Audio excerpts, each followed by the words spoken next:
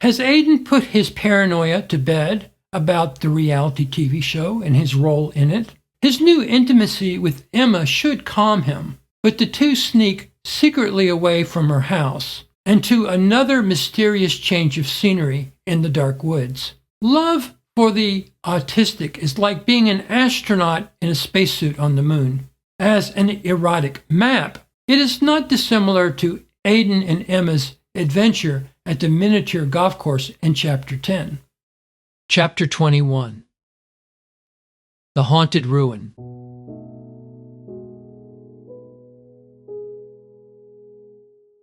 He had walked away from too many women that he put on pedestals, only to grieve all the more for his loss in placing them out of reach.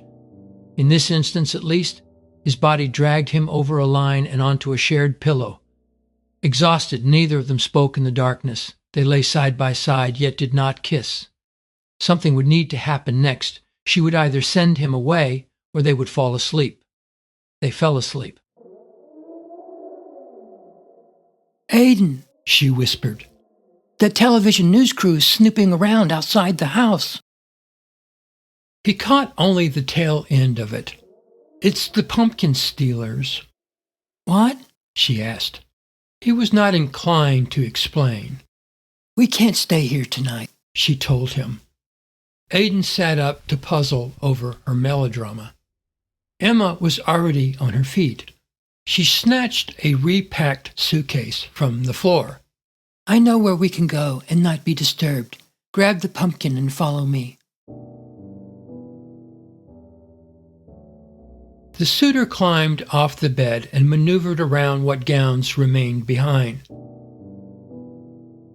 Incommoded by the unlit jack-o'-lantern, he descended the porch steps and lastly wedged himself between a stuck seat and broken glove compartment latch in Emma's car. She pulled away from the curb without headlamps. Nothing was seen of the television news van. Once they were a safe distance, the driver engaged her lights and sped toward the old highway. The accomplice would not ask where they were going, either in a specific or general sense. He was never one to ask a question where he did not already know the answer. They drove further than they had ever driven together, and the road ahead grew bleaker and narrower with each change of direction. Without the benefit of signs, Emma charted a winding course deep into the woods. The passenger imagined every bush to be home to a snake, and every farmhouse to be the lair of a serial killer. He could only justify his irrational fear of rural landscapes by quoting Sherlock Holmes on the subject. The lowest and vilest alleys of London do not present a more dreadful record of sin than does the smiling and beautiful countryside. After the better part of an hour, Emma stopped at a small house off a gravel road. No lights were on hand, apart from those supplied by the car, which she left on in a dash to the porch. Her shadow loomed large on the front door while she rooted in her purse for a key. With the way cleared, she rushed back to shut off the car engine. "Bring the jack-o'-lantern," she instructed. Aiden got out to the trebly cry of crickets, one for each star in the blackest sky imaginable. He passed into the dwelling to hear Emma going through cupboards. Placing the pumpkin on the table, he asked, "Is there a light switch?" She stayed in her clandestine vein. "That would draw attention." The guest glanced around to appreciate that none of the windows had curtains or blinds. A scratching sound was slower making an impression. His sight strayed to an exterior door off the kitchen, where a mongrel dog peered in through a screen door. "That's the neighbor's dog," she explained, adding pointedly, "He's not allowed in the house." Emma moved to the kitchen table with a scrounged-up candle and matchbook. On lighting her wick stick, it was fixed inside the jack-o'-lantern. Light trickled up faded wallpaper to lay bare a room as stark as the windows. "Come," she gestured. "I have something to show you." Leading the way with her torch, the guide flung her shadow over her shoulder like a cloak, darkening personal effects lining a hall. The pumpkin was set on a dresser in an unassuming corner bedroom before she leaned into a chest of drawers with a mind to shove it. Aiden pitched in to help uncover a crumbling gash in the wall. It was puttied in and painted over with a child's tempera paints. "It looks like a comet," he remarked. Emma ran her fingers over the scar under the mural. It corresponded to the celestial body's fiery white tail. This gouge was made by a meteorite years ago. It punched a hole in the roof and passed straight down inside the wall. "Is it still in there?" Turning to the door, her shoe tapped a black rock used as a stop. "Then the art is a commemoration of the event." It's in need of repairs, she explained. I was hoping we could touch it up together. Aiden said nothing when his intended collaborator disappeared down the hall with an imploring smile. He surmised they were in a family house. She reappeared shortly in the doorway in bare-hosed feet, carrying a cardboard box filled with paints and brushes. We only have blue and white, she lamented. The materials were set beside the baseboard. I should like to add some stars, too. The pumpkin was also removed to the floor, where its fanning light pushed shadows higher on the wall. The guest joined the festivities and was handed a brush. It seemed strange that Emma should drag him out in the middle of nowhere for the sole purpose of retouching a child's painting. But it was not in his nature to question any scheme of hers, or to have a plan of his own. His unease about there being nothing between them and the dark countryside, except thin plates of window glass, subsided after a few minutes. The young woman was still in his old sweater, which grazed his sleeve like another ghost in the room. Rhapsodic flicks of dripping casein paint stood in for conversation, until she at last confessed what he was pained to suspect. This is Evan's house. He's a commercial photographer. He taught me everything I know about cameras. We've dated since high school. Aiden was compelled to ask one relevant question. Where is he? He's away in Idaho for a photo shoot, she added incidentally. He's driving back tonight and should be here late tomorrow morning. Silence returned, edgier than before. The painter's brush, by contrast, was less keen. Emma was getting good at reading his moods. I know so little about you, Aiden. It was par for his acquaintance that little background was solicited or given. Knowing him required sharing a kind of orphanhood with him, one of Dickensian self-invention. There isn't much to know, he grunted. Emma persisted. But you write so much. You must have a lot to say. I live mostly out of a sack, a toothbrush, a change of socks. You're between destinations. No destination, he replied. Only the in-between part. What are your aspirations? Where do you want to be in 10 years? He shrugged. I'll know when I get there. His answer dismayed her. You're looking at it the wrong way round, aren't you? The future is not a point of arrival. It's a point of departure. You create your future from here, not there. He could no more refute her shrewd observation than he could explain why he gave the future so little thought. Dropping his brush into a cup of water, he leaned away to escape the pumpkin's thermal. A pair of eyes passed over one of the windows. He yelped. Emma peeked back unworriedly. It's probably a deer. They like staring in when there's a light. A summons came from the front door and dispelled that possibility. Aiden would not panic if Emma was not going to panic. The unexcited resident put down her paintbrush before venturing into the dark end of the house. Snippets of a friendly conversation escaped the front door, but it was more tone than distinct words. She soon reappeared in the doorway. It was a neighbor. He thought we were burglars. The dog's owner? No, Emma informed him, moving to recover the mural with the chest of drawers. The stars can wait. Seizing on her weary state, the painter pitched in another shoulder to help. Crunching leaves were heard outside, where the neighbor returned the way he or she came. Aiden listened for a gradual drop in volume, but the sound simply stopped. The skidding chest presumably masked the last of the tread. Why don't you get ready for bed? She told him. The guest looked to a connecting bathroom. With no further instructions, his hostess stepped in the hall to retrieve her suitcase. She disappeared behind another door to leave the homewrecker alone, searching the window for anyone lurking nearby.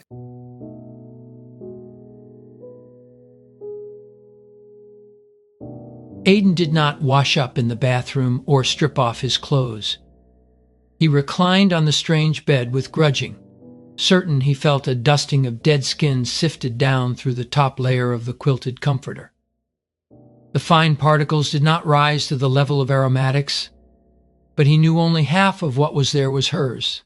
He watched the jack-o'-lantern crackle like a campfire against the black window, and prayed it would be spell enough to keep sinister forces at bay.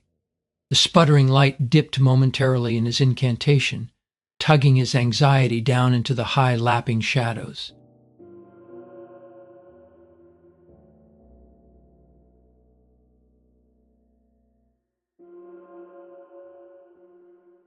She spoke out of the dull edge of it. Will you be able to sleep? Dozing, Aiden's head cleared the pillow, with the thrum of a second match.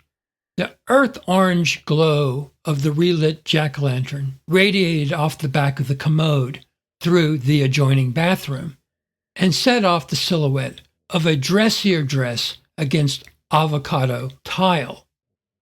Am I already asleep? He asked. Do I look like a dream? His thoughts were scattered over the bed. He waited for one or two of them to find him. Yes, he said.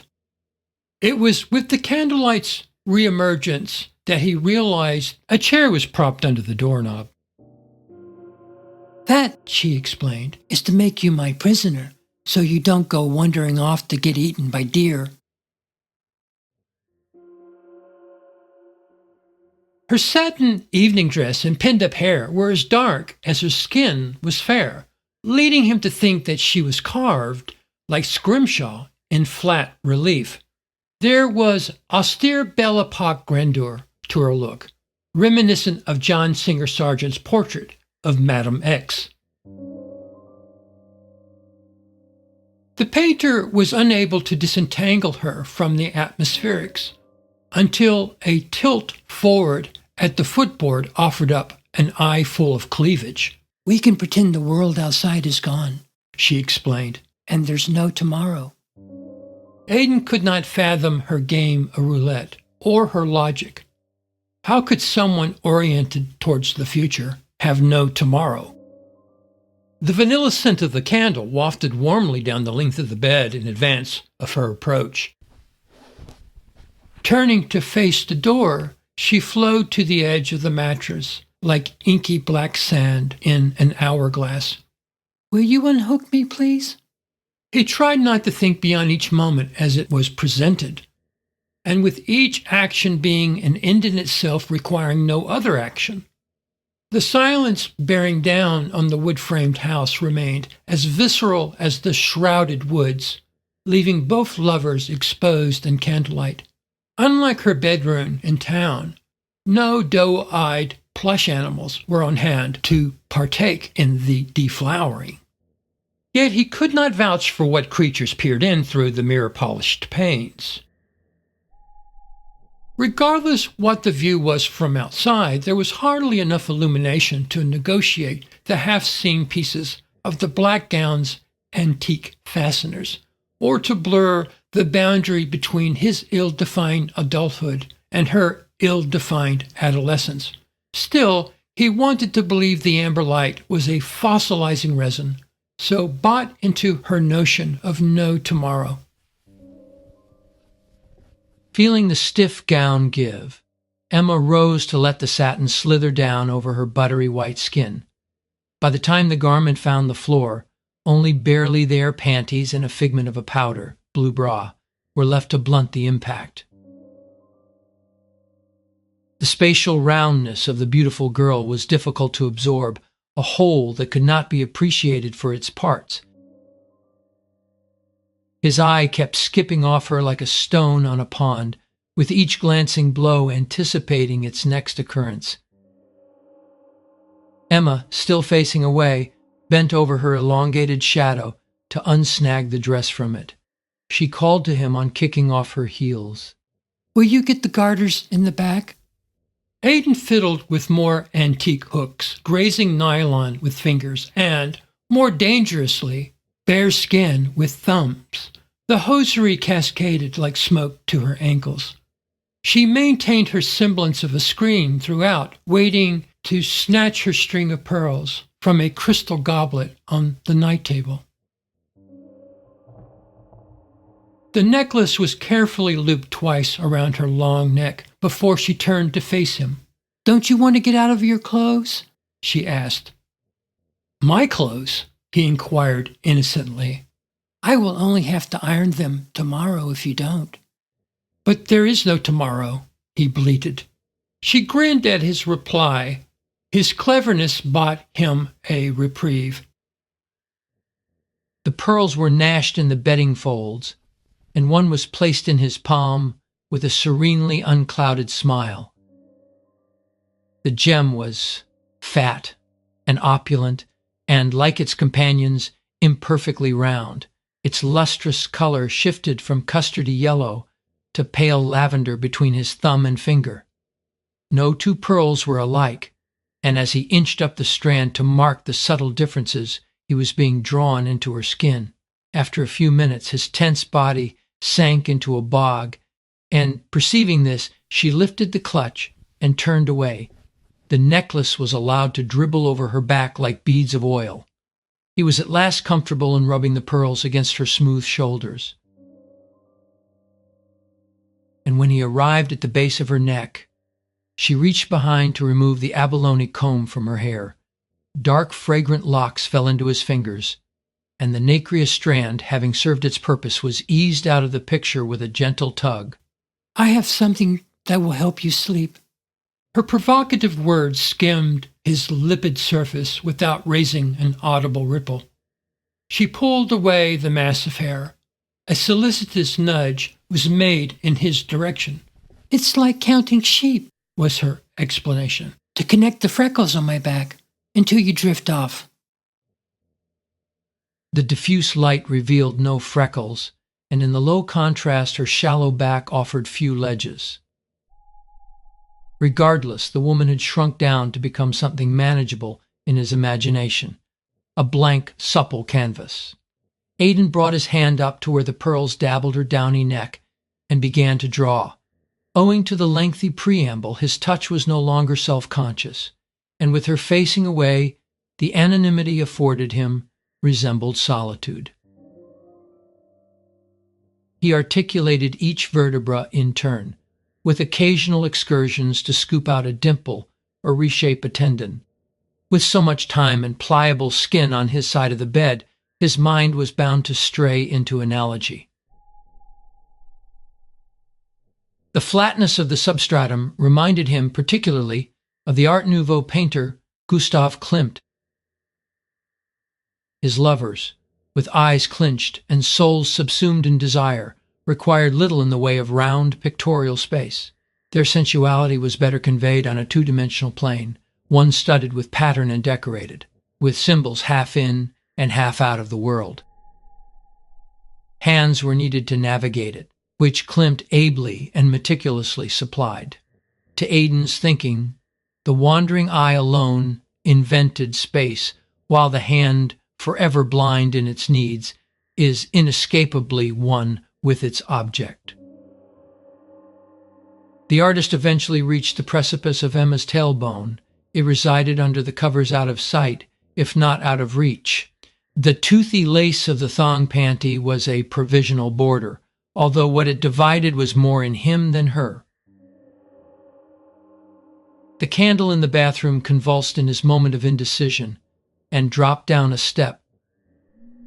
The artist's finger followed the shadow's lengthening stride to circle where an exposed buttock folded below the last vertebra. The pleasing fullness of the form did not bring more analogy to mind, but instead contradiction. Emma's flesh was both warm and cool to the touch, both powder puff and durable hide. Regardless, this was the part of the female anatomy that, like an archetypal wellspring, lay behind every impulse his male psyche willed into the world under the banner of art. Having uncovered her on the bed, the emboldened topographer was determined to finish what he started. He was impervious to all that came before, even the black windows. Charting his itinerary, he descended legs that smell rapturously of shaving gel, and in his exploration he employed every aspect of sense to this one aspect of her. From lips to tongue to incisors to eyelashes to eyebrows, his tools became increasingly novel the further away he got from her head and from any thought in it about what he might be doing. The tapering line of Emma's thigh slid down to become the concave bend of a knee. Notches of a shin bone too quickly ended on the high buffed finish of her glossy toenails. Reaching a cul-de-sac, Aiden rubbed his cheek against the coarse soles of her feet and took in their thin aquarelle layer of perspiration like salty sea air. He looked back over the covered terrain, as if her body were a beach where every molecule of sand came to be replaced by another. There was no way of knowing if this woman at her feet was the same one he started with at her head. In his book of lines and plotted curves, the rest of her, the halcyon girl twirling in grass under a blue sky, seemed more fairy tale than anything connected to this body.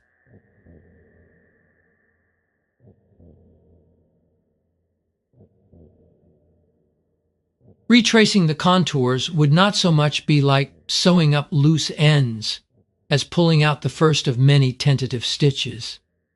Resultantly, he was hurried with his map in reverse and, given his fatigue, impatient. Before slipping into incoherence, he rallied to draw the covers back over his shivering and compliant map. He was not admitting defeat, only bedding down in a little corner of the labyrinth for a nap.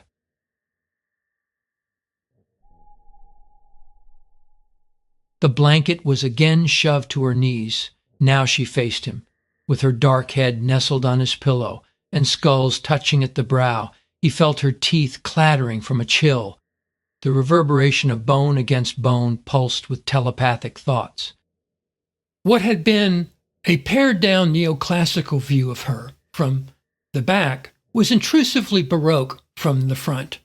The gap between their bodies created an odd, foreshortened perspective, one the painter never encountered in art or anatomy books. Emma's shoulders loomed over snout-like breast, while the remainder of her resembled distant buttes. From the oblique angle, she appeared both bulbous and angular, as if the two halves of her were extruded from different molds and slapped together in committee. The view was not at first glance erotic, more like some unfinished aspect of nature's seduction, not completely worked out on paper. Yet it was an agreeable geometry after a short while, half Dali landscape and half Proustian maze. These perspectives, however, only split the difference between ideal and object, and it was the object, most particularly, that muscled its way up through the pretty scenery. Emma's warm breath was musky on his face, sweet and sour. Even allowing for the dimness, the close quarters made her skin explode with follicles and pores. Little chinks emerged in the porcelain veneer, a pimple here, a welt there. The unexpected earthiness of her hovered somewhere between a clinical examination and a primer on fetishes, Love was barely a beginning to any of it. She detected a bat of his eye. "Are you asleep?" His head rolled ambiguously on the pillow. A finger grazed his cheek with a gentle reprimand. "You forgot to draw on my arms." Aiden's hand brushed her yielding shoulder. From there, gravity dragged his fingertips over slender bones to a slenderer wrist. It was here, at her most vulnerable point, where he found a seeming end to his maze. Scar tissue, soft as an infant's lips, puckered under his thumb.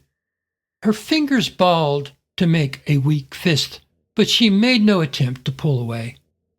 "In the 10th grade," came her confession. Why? She was as puzzled by the razor scar as was he. Aiden was struck for what to say next. Another dimension planted itself between them. This one suggested no clear direction on the bed. "Do you not want to talk about it?" he muttered. "I don't dwell on the past." "If you have no tomorrow, where are you?" Her smile became a deep pull. "Stuck in the present with you." Her hot breath covered his chin, and he was unable to escape it. Without further exposition, she pressed into him with an earnest kiss. Her dusky face curved away from the tip of his nose like a moonscape thrust under a fish-eyed lens. Moist lips slid to define one set of boundaries, while another, that of their pillows, dissolved into depths beneath their heads.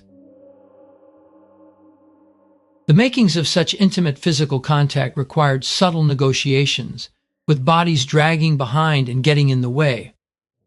Aiden, half seduced by the suddenness of it, squinted through fluttering eyelashes to contemplate the evolving logistics. The planes of Emma's features were curved and straight at the same time. Her flesh blurred, but never disappeared as a barrier. There were the admitted bones of her, with knees and forearms jutting and grazing him at different pressure points, but she was everywhere and nowhere on the bed. He considered her necklace, drumming his bony sternum, the pinching clasps of her bra straps, the thickness of her eyelids, the gauge and stiffness of her eyebrows, and the smooth, velvety cleft of her mouth. For all these parts, she was intact and turning over on his tongue like blissful candy. It was a devious sleight of hand, contrived in the mind with delicate fingers and executed imperfectly with mittens. Every aspiration was misjudged as an action, but both lovers were content with error and mark alike.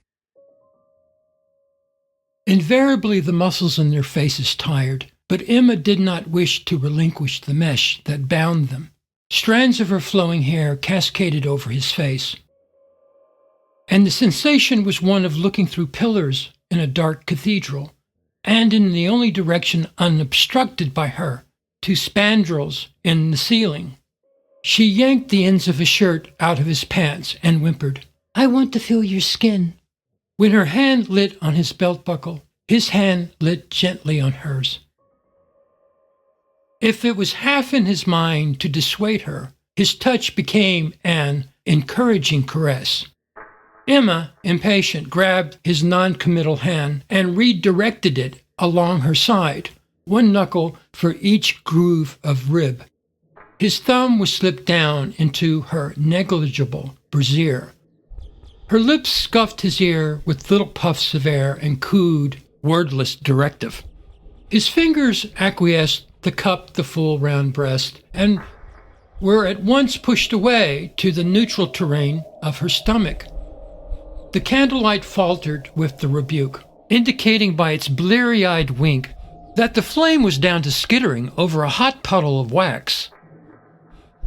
Aiden glanced up at the wall to see his shadow crumble in the smoke, yet diffusion placed it further from the bed than he should imagine, as if it belonged to an intruder taking advantage of the distraction to skulk. His eye darted edgewise across the pillowcase to catch their amorous tussle in a window pane. But no one else was seen in the room. The flame buckled once more in a draft. Was a back door open? Emma guided her lover's hand down over the hard crest of her hip before tucking it into the lining of her briefs. His fingers were so tightly smashed in hers, they served no purpose. Only his wrist grazed silk and razor stubble in the twist. Her face sank into the pillow they shared, blocking view of the door. A guttural groan radiated out from delicate muscles in her neck. Had the axe-wielding fiancé moved the chair from the door? Was he watching them from the dark hall? Emma screamed with abandon.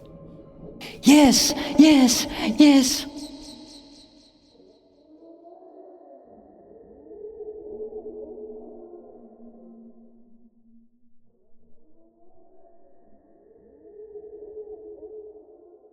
It tingled in the clinch and lasted mere seconds. His hand was ejected from the briefs with a pop of elastic and returned to him. The woman smiled salaciously through a fan of hair, biting his cheek with a kiss and a purr. I knew you would have your way with me. With the proclamation, she turned away with an unexcited tone. Now go to sleep, naughty boy. The man was left, like a hit-and-run victim, where he collided with pavement. Emma pulled the covers over her shoulders, having shrunk from the scale of demanding Amazon to that of atomized child in a blink. What was two wills that became one was rudely two again, and what had been a canvas that became a door was now a wall. Aiden's brain hummed, his heart sloshed in dull ears still ringing from her piercing screech. He'd been whittled down to the rudimentary reflexes of a headless male mantis, left half-eaten so it could still copulate. But his lover bored of her seduction and dropped through a trap door. Her exit was cavalier, and her orgasm unconvincing. Still, his side of the bed was now lined with barbed spurs, like little dependent clauses he might artfully arrange in his next poem for her. Aiden traveled 1,000 miles in 1,000 hours with another man's lover, and was thoroughly exhausted by the journey. All the masks she showed him were doubtless true, though he knew the complexity he supposed in the masquerade was more in his mind than of her willful creation, and therein lay the single greatest obstacle to his forming a union with a woman of Emma's age. Her impetuousness would hatch 101 possible interpretations in his imagination, and loving her, by necessity of who he was, would be a full-time job. In short, her life, no matter how ultimately frivolous or dear to him, would effectively become their life together. This is why he needed to be the other man, to be compartmentalized by her, and spared the guilt of needing to compartmentalize her.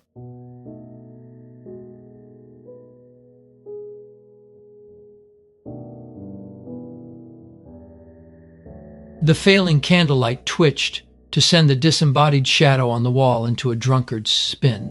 It whirled until impaling itself on the flame.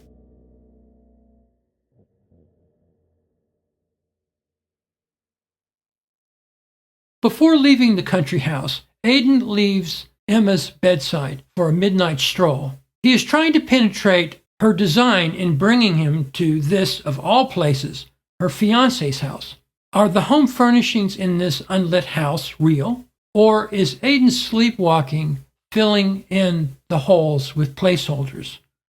Is Aiden himself a placeholder? Chapter 22. The Doppelganger.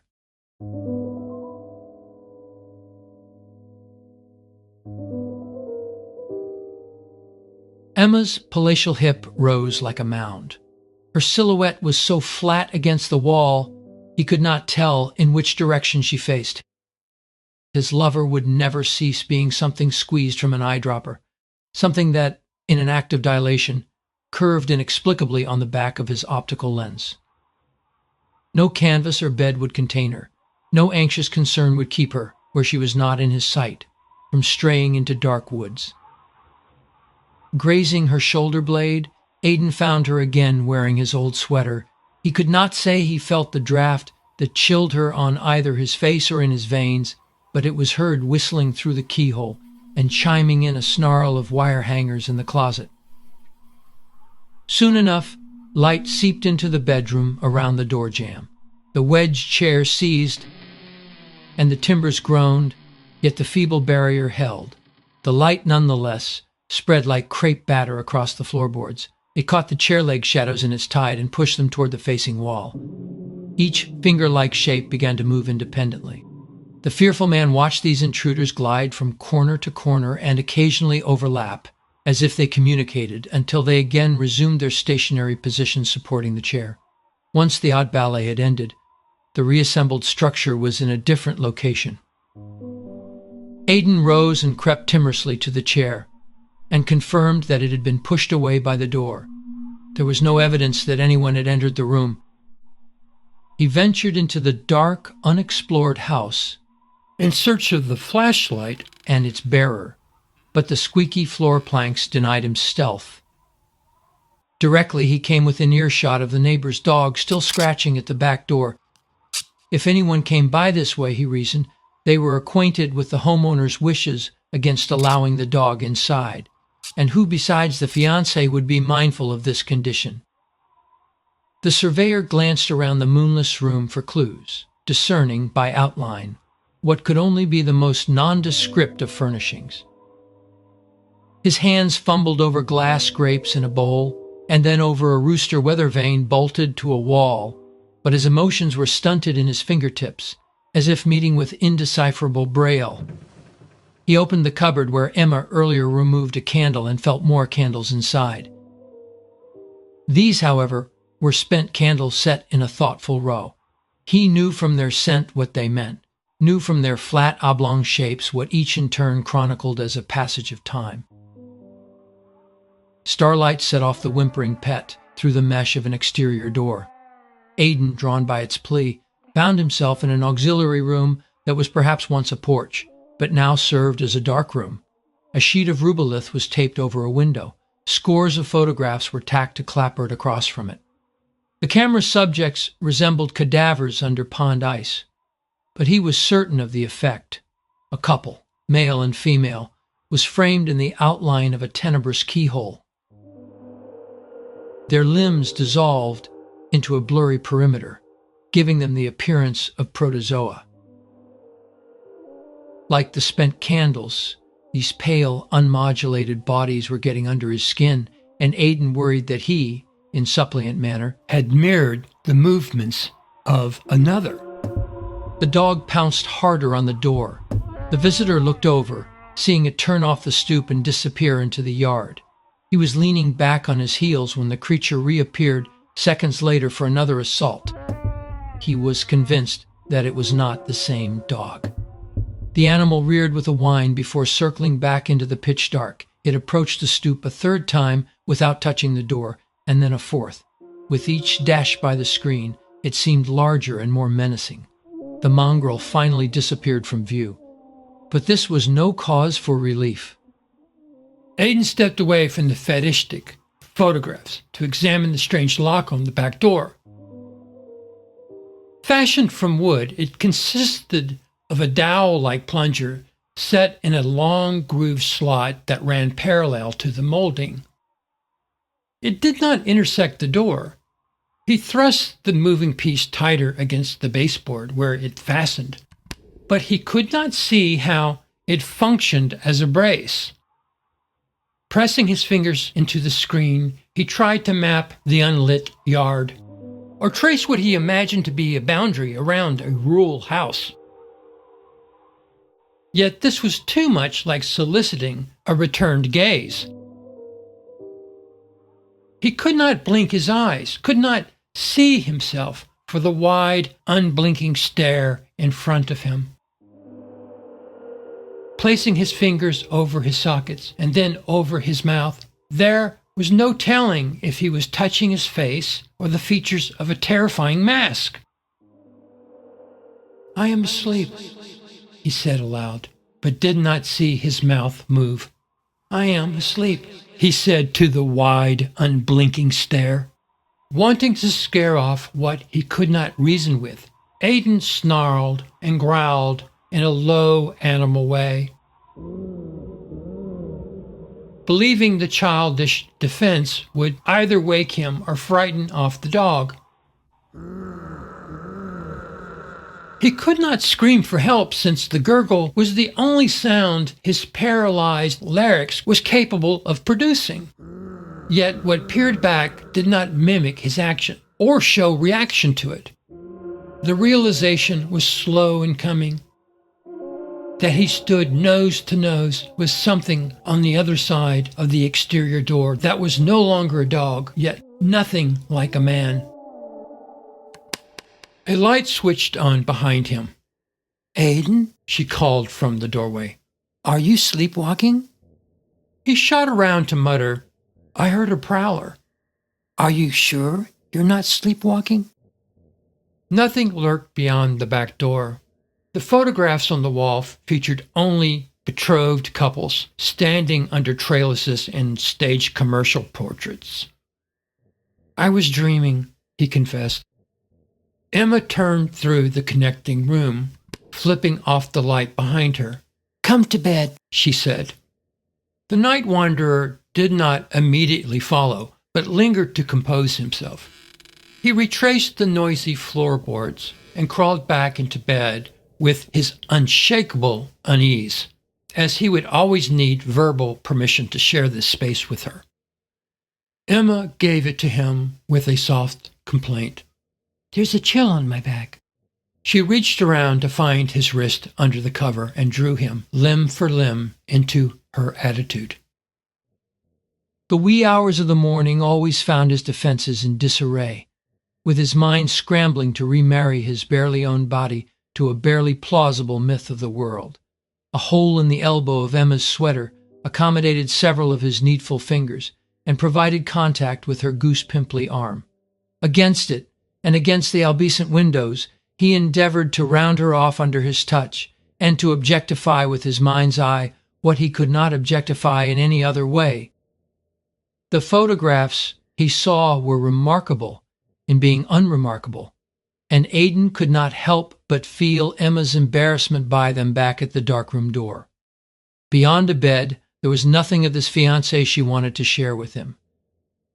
The painter wanted to see the young woman as a misplaced valuable amongst such ordinariness in this rural house, but reflexively, defensively, he was notorious for window shopping.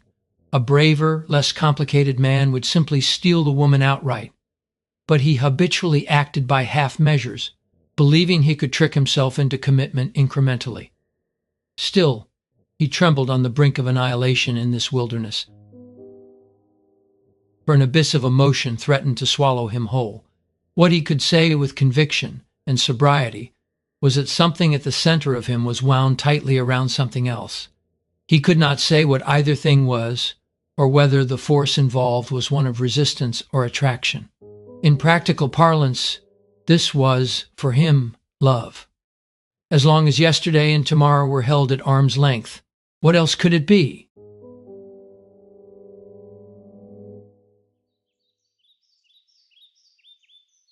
Good morning.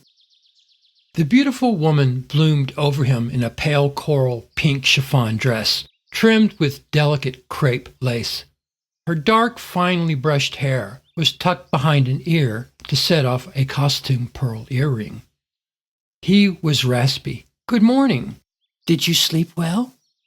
His head bobbed more than nodded on the pillow. She stood up.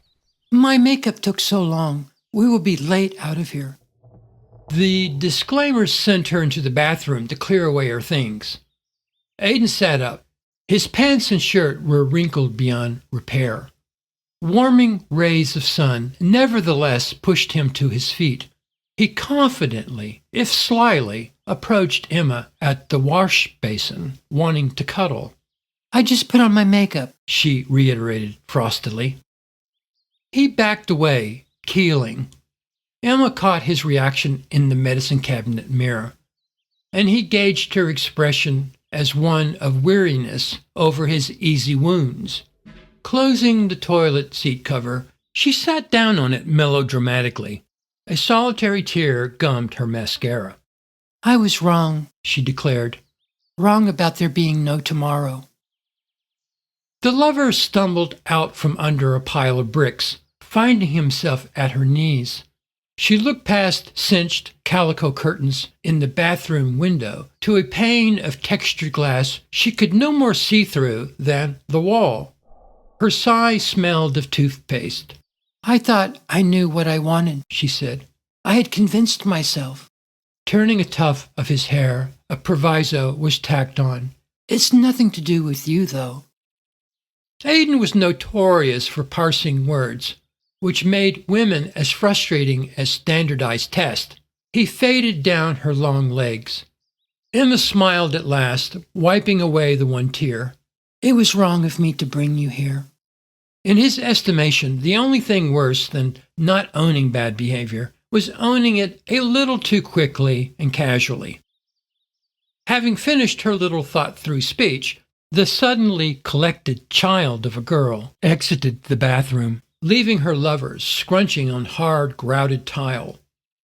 Her faceted hips swiveled in the bright window light while she fetched about in her suitcase for more shoes. He watched her, and like a moon-faced boy eyeing a piece of candy in a glass case, he had supposed to be his. She strapped on a pair of oyster-gray sandals and chirped, We'll be the best of friends. The timbre of her voice was irritatingly blithe. He turned her words back on her. You don't want me as a friend. Emma reframed his sentence. You mean you don't want me as a friend? She rooted in her purse while pondering their evolving dynamic. I don't know what to think about this. Ambiguous words were met with ambiguous silence. She amended her offer. We'll simply say there are privileges. Privileges, he thought.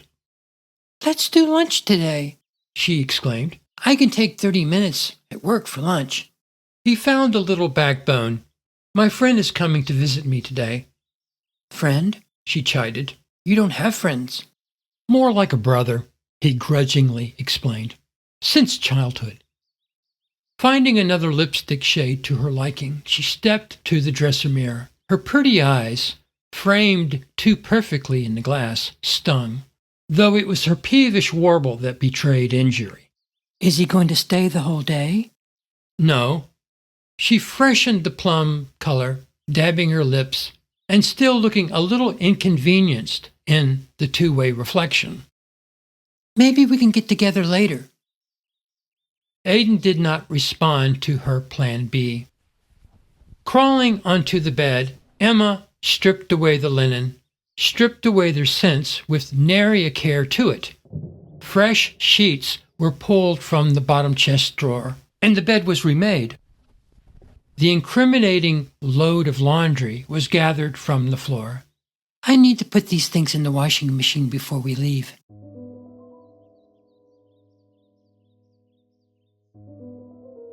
The blindsided man returned to the edge of the bed to lace up his shoes, listening to her clap down the hall on feet altogether too bouncy, even allowing for her deftness in the feminine arts. Emma was a woman in all but fact. Regardless, he was hopelessly mired in it, and she was gloating like a conquering child. It was impossible he should walk away at this juncture. The projected path of what lay ahead was painfully familiar. There would be the stolen nights from her fiancé. Such trysts would be like sexually frustrating slumber parties where late-hour hand-holding and pillow talk occasionally erupted into temper tantrums and pleading at the bathroom door. Owing to the genius of her sex, everything she likely did or said from here on would smack of stagecraft and ulterior motive. She would turn his worshipfulness off and on to suit herself, and he, lost to all sense, would anticipate every flip of the switch like Pavlov's dog. An occasional back rub might suffice in her imagination at least as maintenance. Normally, he would tire of his starvation rations after a while, and usually more quickly than the woman expected. It was all a game, of course. Emma would either allow the relationship to be consummated or not, either dump her fiancé or not. By the time it was resolved one way or another, he would be, by his own emotional barometer, on the way out. The restless man stood up with a mind to either rock or pace, but he was not at liberty to indulge either compulsion. He was older now, and hanging on by his teeth to the very last of his youth. There was no time left for pride. Emma was, in all other aspects, his ideal personified.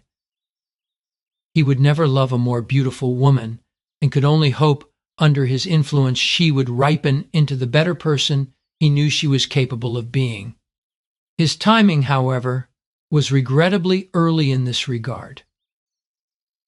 Those creatures he chose to love invariably moved away to grow into splendor somewhere else, thus leaving him behind in their hard green inexperience. Some other luckier man would time the acquaintance better than he, and thereby escape the foibles of youth. The romantic painter was destined to repeat without end. He must break this cruel cycle by finding a way to make Emma work. Aiden needed to put whatever true regard the woman bore him, and they bore each other, into terms not subject to change.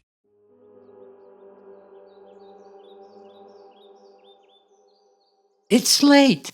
She hurried in from the hall to retrieve her suitcase. A tentative pet name was plucked out of a grab bag. Come, sweetie, and bring the pumpkin. They did not drive back the way they came. Emma called it a short cut, but it was no such thing. There was, for the first time, anxiousness in her face, or so he dared to imagine. Before rejoining the paved road, they crossed onto a ridge that overlooked another wooded road. A cloud of dust kicked up from a pickup truck passing down it.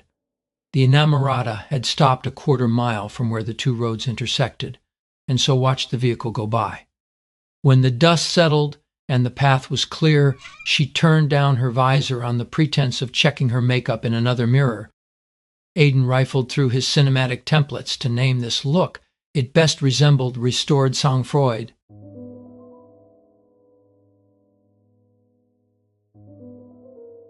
They continued over what seemed a less sinister landscape, and by the time they reached the outskirts of town, Emma had fleshed out more of her plan B. They're having a memorial for Jacques over at the chapel on campus today. Would you like to go with me? Aiden did not know Omar's plans, but knew he would not stay the entire day. Evan is supposed to come to town later this afternoon, she went on. He wants me to return to the country with him, but I'm telling him I have to go to this thing, and we'll drive down later. That way we can spend a few hours together.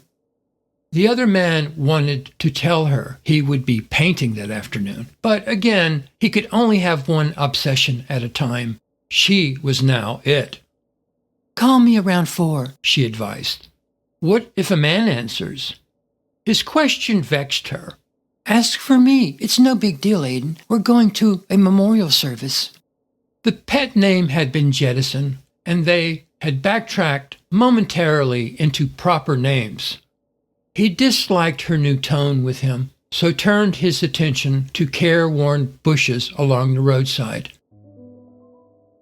It was like him to fall in love with the lead actress and watch a film repeatedly without cessation.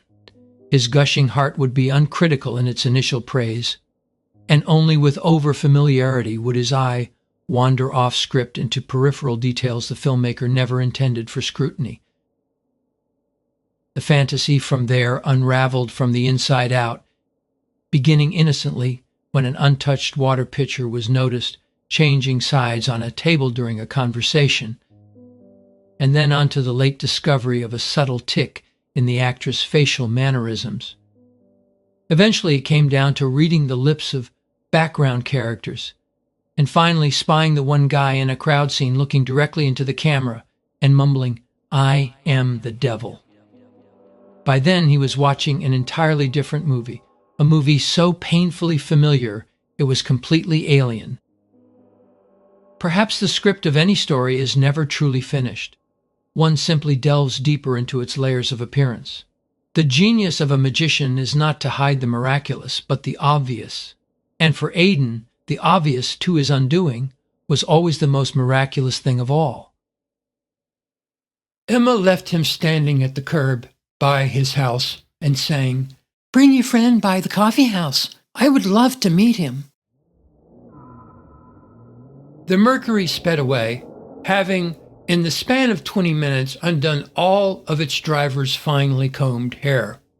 Aiden tarried in the tailpipe fumes, half hoping the whim-prone girl would come back with a kiss and an undying proclamation of love.